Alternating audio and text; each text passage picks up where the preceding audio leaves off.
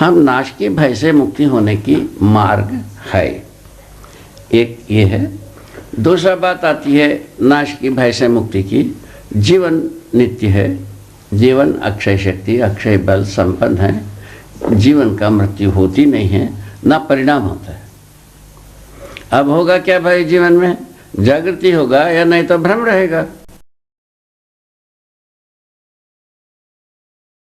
जय जय।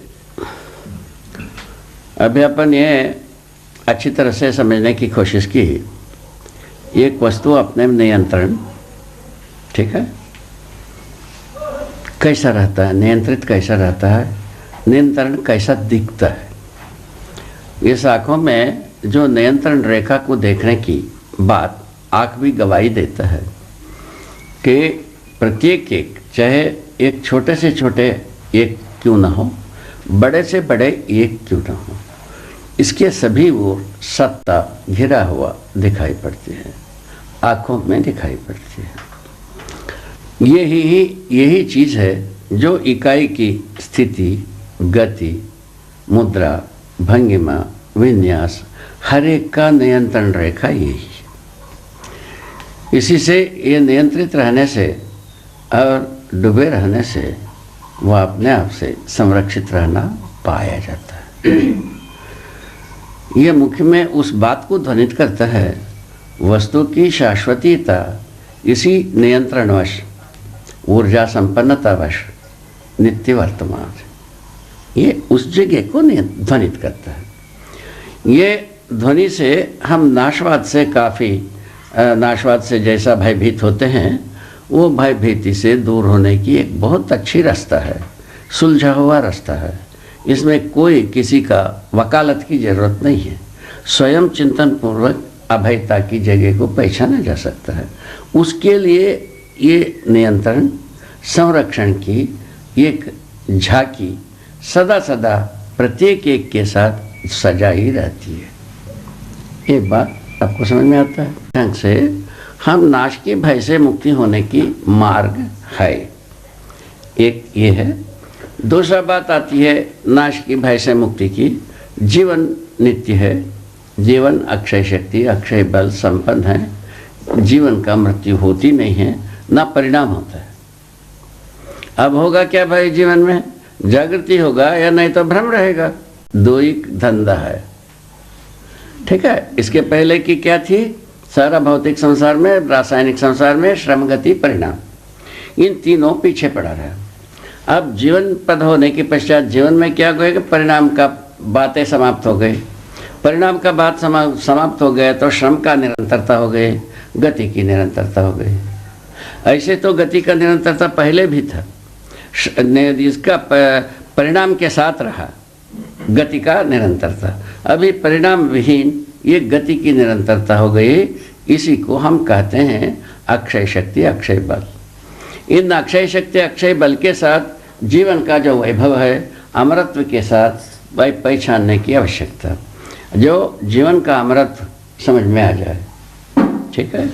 ये समझ में आने से मृत्यु भय से आदमी छुटकारा पाता है। मूल मंत्र है समझदारी।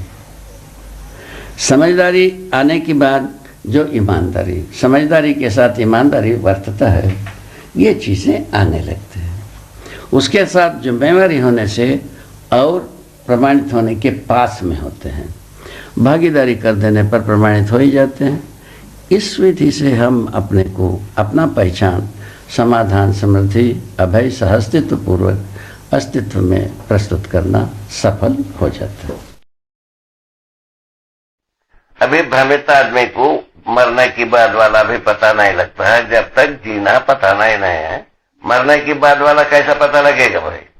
जीना यदि समझ में नहीं आता, मरने का बात भी समझ में नहीं आएगी। नहीं तो कैसे जिया जाए बताइए? जैसा हमको हुआ, हम जीना कैसा हुआ समझ में आने की बाद ही मरने की बाद क्या होता है वो भी समझ में आया। उसके पहले आया नहीं था। जबकि हम प्रकृति में अनुभव किए हैं, इससे ज्यादा क्या किया जाए? कैसे जिया जाए? हाँ, इसके लिए सिलसिला तो यही है, जीना समझ में आने से मरना क्या है पता लगता है। जी जी। मरने की बात क्या है वो पता लगता है।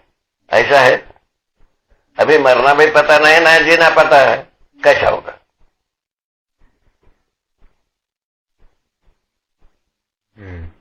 जीने ही पता नहीं तो मरना क्या पता होगा?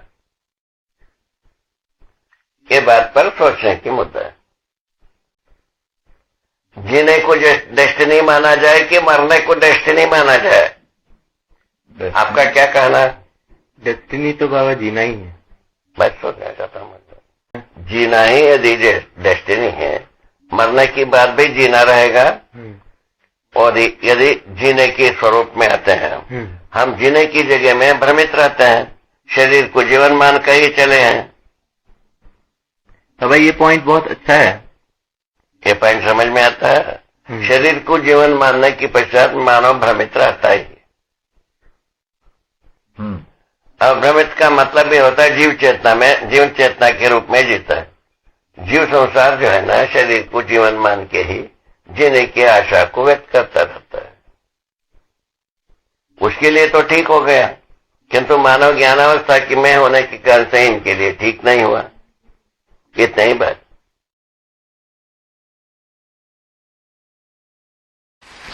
अभी अपना प्रस्ताव है, बाकी अभी शरीर मूलक विधि से सभी जी लिया, जीवन मूलक विधि से जिया जाए, इसका प्रस्ताव। उसमें जो है ना 5.5 क्रियाएं और प्रमाणित हो जाए परंपरा में, मानव परंपरा में, ठीक है ना। उसके लिए कहा अनुभव मूलक विधि से जीना प्रस्तावित। अनुभव के लिए क्या है? समझने की विधि से अध्ययन, है ना। अनुभव को क्या, अनुभव किसकी होगी? समझदारी की होगी।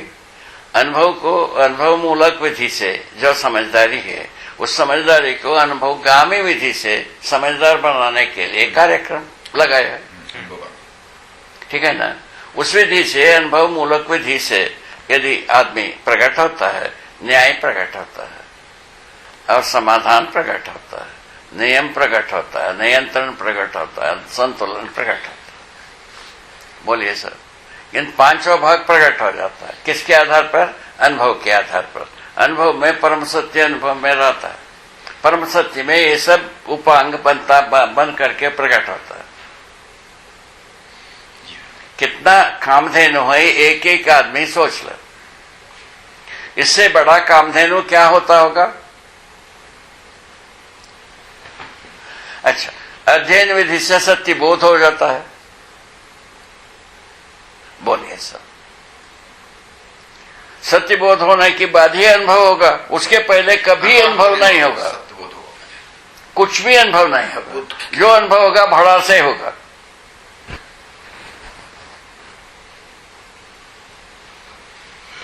ठीक हो, भड़ास को अनुभव मानते ही नहीं है, क्योंकि वो जो विसर्जन होता है उसको रिपल्स होता है।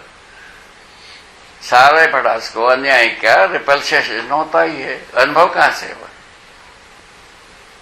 अनौचित को रिपल्स का होता ही है, ठीक ऐसे। इसके लिए अध्ययन को आधार माना। अध्ययन विधि से भी क्या करते हैं अपन? पूरा का पूरा जीवन का अध्ययन, मानव का, मानव जीवन में जागृत होना, जागृत पूर्वक जीने के लिए जीवन का अध्ययन, उसके पहले सहअस्तित्व का दर्शन ज्ञान, इन दोनों के संयुक्त रूप में मानवता पूर्णाचरण ज्ञान, ये इसको हम ज्ञान के रूप में पहचाना। हमारे बड़े बुजुर्गों ने किसको पहचाना? ब्रह्म ही ज्ञान है, ब्रह्म ही ज्ञाता है, ब्रह्म ही ज्ञेय है। इसको त्रिपुटी संगम नाम दिया। अभी अपन क्या कह रहे हैं? जीवन का दृष्टा है, ज्ञाता है। जीवन का साथ ज्ञाता है, सहअस्तित्व का दृष्टा है, मानवता पूर्ण आचरण का प्रमाण।